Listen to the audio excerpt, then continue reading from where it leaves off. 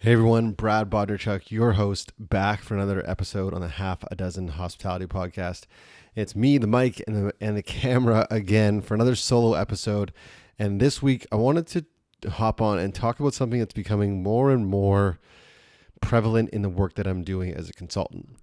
For those of you that know, I've been doing hospitality consulting now for the past year and I guess almost a year and a half. Absolutely love what I do, love working with my clients. I've now actually taken what I've done and scaled it to an online program, which I'm so proud of the content in there. And the majority of my work that I've done to date with my clients has been all about stuff you would assume to see in a restaurant consulting relationship. So we talk about cost of goods, and we talk about labor percentage, and we talk about staffing and hiring and recruiting and all those things. And all those things are incredibly important. But one thing that is coming up more and more for me now with my clients is mindset and how important mindset is. And for those of you that follow me on social media, I posted a poll actually in a Facebook group I have. If you guys are interested, it's called the Round Table Group. It's an open Facebook group, mainly for the industry, hospitality industry, but anyone's really welcome in there. And we have open conversations and dialogue, and there's a live Q&A every week as well on Wednesdays. But in that group, I posted a question that said, how often do you work on your mindset?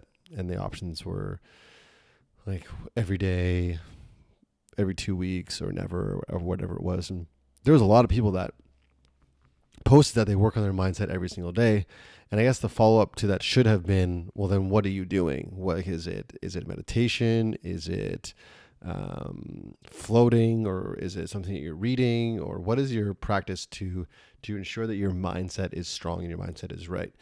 And the reason I wanted to come on today and talk about that, not only is it becoming more prevalent in the work that I'm doing, how the mindset of my clients is truly impacting their business in both positive and negative ways.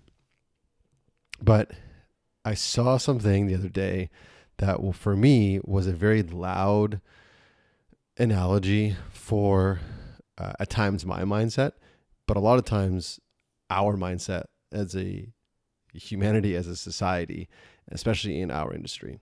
So the title of this podcast is and will be, We Are All Turning Right. Stay with me here. So the other day I was driving, I was out somewhere, I was coming home, and I was on a busy street. And here in Vancouver, it's not uncommon on busy streets during certain times for there to be cars parked on the right-hand side of the road. And for you guys that are in Australia, New Zealand, and Europe, obviously this is going to be backwards for you, so it'll be a left-hand turn. So a right-hand turn is happening in front of me, and I'm about to make one myself. So there's cars parked on our right. So we're turning right. There's cars parked on our right, and then there's a lane going forward. So the lane going forward, there's three cars. There's the car in front of us, that car is going straight. Then this next vehicle that became this amazing analogy for me is the first car that is going to be making a right-hand turn. This car, it has to deal with, one, the limitations that it has of that car ahead of it, but also limitations that it has to the parked cars to the right of it. So again, envision in your minds here, we've got three cars in one lane. We've got the first car, they're going straight. They're waiting at a red light. We've got the second car. They're looking to turn right, and beside them are parked cars. And then I'm behind that second car with cars to my right as well. So the first car starts to edge up as the light is about to turn, or they are anticipating it turning. And then the second car begins to edge up, and they're edging up to make that right-hand turn, which we've all done, I'm sure, if you drive a car. You edge up and it's kind of tight because you don't want to hit either the car in front of you with the left side of your vehicle, or you don't want to hit the parked cars with the right side of your vehicle. Here's where the mindset piece comes in. I am behind the car trying to make the turn. I can see everything. I can see the car in front of that car, so I can see number one car, and I can see the parked cars. and I can see the intention of the car in front of me of making this right-hand turn. The key here is I am not that car. That car has no idea what I see. But what I do see is a bountiful space on both sides for this car to make the turn. Yet, what happens is they slowly edge up. The woman driving the car, doesn't matter woman or man, but the person driving this car starts to look up and over, trying to get over their bumper to see, like, do I have enough room on both sides? And guess what happens? They don't make the turn. They wait until the light turns green, until the first car moves ahead, and then there's ample space, obviously, on the left for them to make that right-hand turn. Here's the thing, is if I was able to call that person on their cell phone, on their hands-free in their car and say, you've got about 2.5 feet on your right and about 3 feet on your left that you can't see, but you can do it. That message, those last few words, that Nike slogan of just do it or you can do it, is the key to everything in life. And this is why mindset is so important, but also why surrounding yourself with people that can see the true strength, ability, skill, all of these things that's inside of you, because so many times we don't see it inside of ourselves. So that's what I wanted to say, is this vehicle, which represents for me our mindset, which represents us as individuals, we don't have a view outside of ourselves. So we don't know that there's enough room to do what we're trying to do. So what do? We just stand still in fear. So I am saying on this podcast here today, whether it is a consultant, shameless plug, a coach, a mentor, a really honest friend or a family member, surround yourselves with people, and I've talked about insulating yourselves before on this podcast. It's so important, but surround yourself with people that see the true potential in you, are going to push you to then test those boundaries.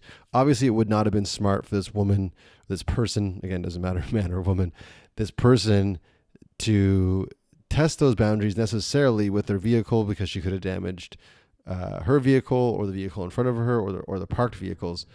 But we need to start testing our boundaries a little bit more. And it's crazy to me how many times, and this, I'm talking to myself here as well, how many times I've felt limited in what I am doing, but others see so much more in me.